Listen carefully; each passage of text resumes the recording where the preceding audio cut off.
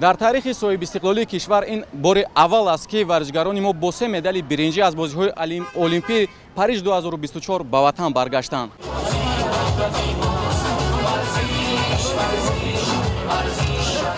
ҳаводорону дӯстдорони варзиши тоҷик дар фурудгоҳи байналмилалии Душанбе бо рӯҳияи баланди тоҷикона ва эҳсоси гарми ватандӯстӣ ҳайати дастаи мунтахаби Тоҷикистонро, ки аз бозиҳои Олимпии Париж 2024 бо дастоварди олимпӣ ба ватан баргаштанд, пешвоз гирифтанд. Дар фурудгоҳи байналмилалии Душанбе варзишгарони муваффақро ёрдамчии президенти ҷумҳурии Тоҷикистон оид ба масъалаҳои рушди иҷтимоӣ ва робита бо ҷомеа, роҳбарияти Кумитаи ҷавонон ва варзиш, мақомоти иҷроияи ҳокимияти давлатии шаҳри Душанбе, Федератсияи ҷудои Тоҷикистон ва дигар масъулини соҳаи варзиши мамлакат пуршукӯҳ истиқбол гирифтанд.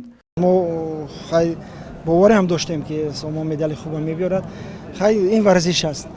Дигар ҷавонҳо ҳам ки иштирок карданд, меомадем беҳтарин палвонҳо, масалан Эмомалӣ Нуралиев, баъд худи масалан Хоҷазода, Комроншо, Ҷаҳонгир, бисёр палвонҳои хубанд. ин варзиш аст ва боварӣ дорам дар оянда инам бачаҳоам ба қулъаҳои баланд яъне насиб мекунад, зеро ки танҳо меҳнат, кӯшиш ва пешниҳод метавонад ки дар матҳи аввал, яъне дар он дар пеш гузоштагӣ вазифаҳо иҷро шаванд.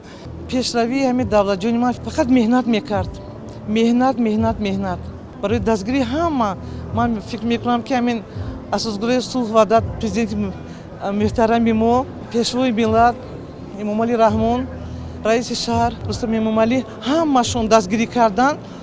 як стимули фарзанди ман боз бинёд баландтар шуд. мо бо ин парчамбардорон, бо ин ҷавонмардони бузург ки инқадар номи тоҷиконро дар тамоми ҷаҳон дар арсаи миллӣ баланд бардоштанд ва мо занҳои тоҷик, модарони тоҷик ҳамеша дуогӯ ҳастем ва мехоҳем ки фарзандони мо ҳам ба мисли ин парчамбардорони давлату миллати тоҷик сарбаланд бошанд.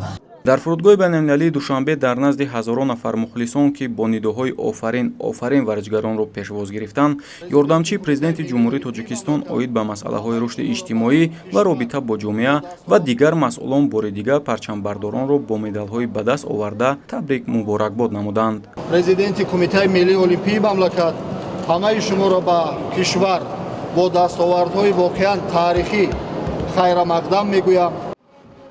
варзишгарон барои муҳайё кардани шароити мусоид ҷиҳати омодашавӣ ба бозиҳои 33-уми тобистонаи Олимпии 2024, ки дар шаҳри Парижи Фаронса баргузор гардид, изҳори миннатдорӣ намуда, дар назди ҳозирин ваъда доданд ки минбаъд барои баланд бардоштани обрӯю нуфузи Тоҷикистон дар арсаи байналмилалӣ тамоми қувваю маҳоратро сарф намоянд.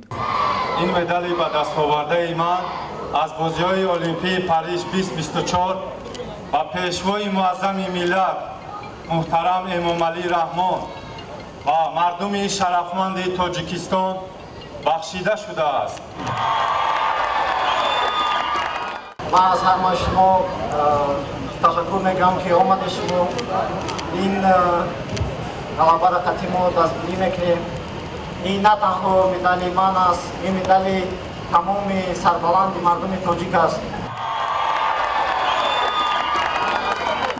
ҳазор раҳмат ба пешвои миллат, ба раиси шаҳр, ба федератсия, ба устодони ман ки маро тайёр карданд. бе кӯмаки онҳо ин медал намешуд. ҳар як кӯдаки киёзи мара нигоҳ дорад, Тимур Асомона нигоҳ кардесам. ҳар як тайшо метавонем чемпион шавем, парчами давлати Тоҷикистон бо мо бардорем. Тоҷикистон ба пеш. Ташаккур. бояд тазаккур дод ки бозиҳои 33-уми тобистонаи Олимпии 2024 аз 26 июл то 11 август дар шаҳри Парижи Фаронса баргузор гардиданд. дастаи Олимпии ҷумҳурии Тоҷикистон дар бозиҳои Олимпии Париж 2024 3 медали биринҷӣ гирифт. 2 медалро дар риштаи ҷудо Сомон Мамадбеков дар вазни то 81 кг ва Темур Раҳимов дар вазни ҷамъи 100 кг ба даст оварда, медали сеюмро муждани тоҷик Давлат Болтаев дар вазни то 92 кг соҳиб гардид.